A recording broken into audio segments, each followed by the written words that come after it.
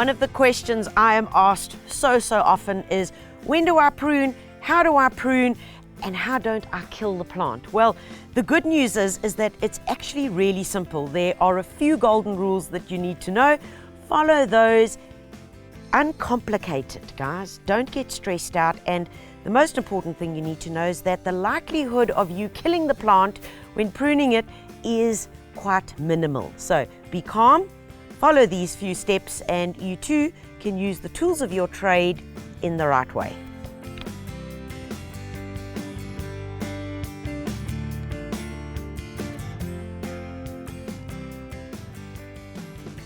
One of the questions that always need answering is, when and how do I prune my perennials?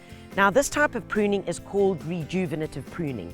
And as the word describes, it really gives the plant a new lease of life. We're taking away the old growth, and nature tells us when this plant actually needs pruning. Obviously, in very cold areas, especially with perennials, you don't want to be doing this in winter. You want to be doing this in early spring or in summer when the plants can recover quick enough. So taking a look at this salvia, a typical perennial like most salvias, and we can immediately see that this growth is looking a bit old, it's looking a bit disheveled. And just like us, when we've got split ends and our hair's not looking so hot, well, we go along to the hairdresser and we ask for a trim. A trim removes the dead ends and the split ends and therefore causes a health growth. And that's exactly what we do in terms of a plant. So it's telling us, it's looking scraggly, it's looking a bit manky. How do we deal with it? We go into the plant and we will immediately see where it's telling us the new growth is trying to come through. And when we do the exercise of pruning, literally a cut, what happens is in the plant is that there's a chemical reaction. The hormones are forced to those growth points and there's a new lease of life.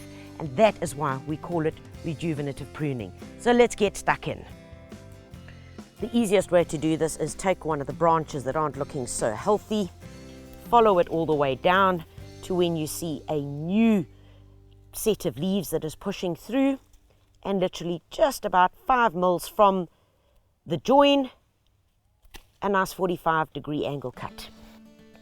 When you don't see new leaves emerging, you can simply go from a node, which is where a growth point would emerge, and that's normally, you'll find a little bump in the stem. Straight over there, same principle. One of the questions I'm always asked is, what secateurs do I use for what thickness of plants? So these guys over here are a general secateur. You'll see it's got the typical lower blade, the top cutting blade. Now these are used for generally thinner branches, small deadheading and soft plants. When you start getting into thicker stems, so anything from 10 mils and thicker, you would then want to use something called a bypass pruner, which has this beautiful lower, thicker lip, and that ensures that you don't crush or split the stem when you're using it to prune.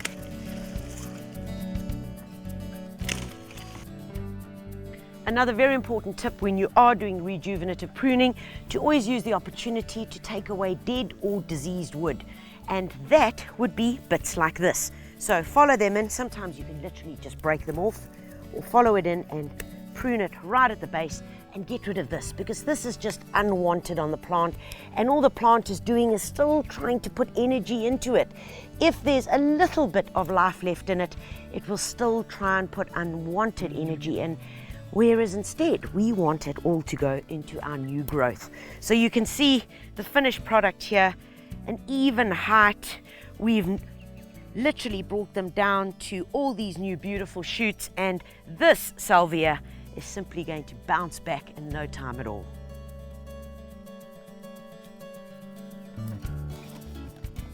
The last step once you've finished pruning is to get some good general compost. Put a nice thick layer around the perennials, literally up to 5 centimeters. Beautiful.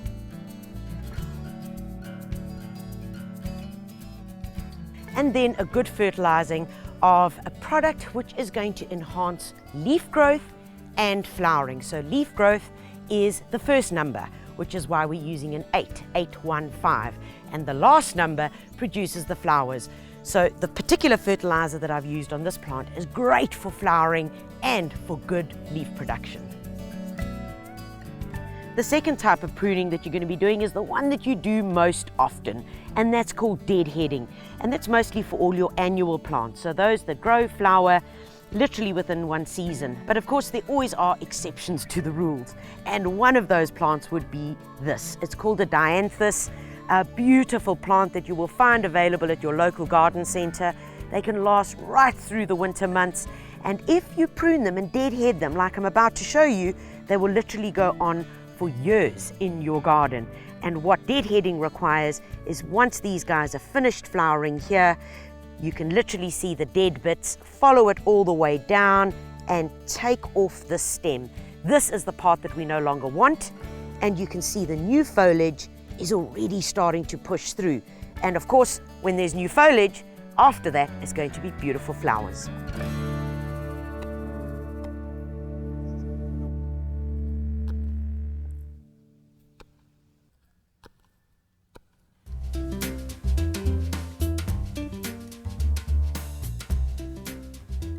Folks, and the last most important step whenever you finish pruning is to make sure that you give your secateurs a really good clean. That makes sure that they're going to last forever, because this is a gardening investment. They're the tools of your trade. So use a light oiling, wipe off all the excess sap that it might have come from pruning the plant. So guys, secateurs have been cleaned and they're going into the place that I'll remember where I've put them. Remember folks, when you are buying secateurs, it's so important to make sure and to find out, are parts available for this thing?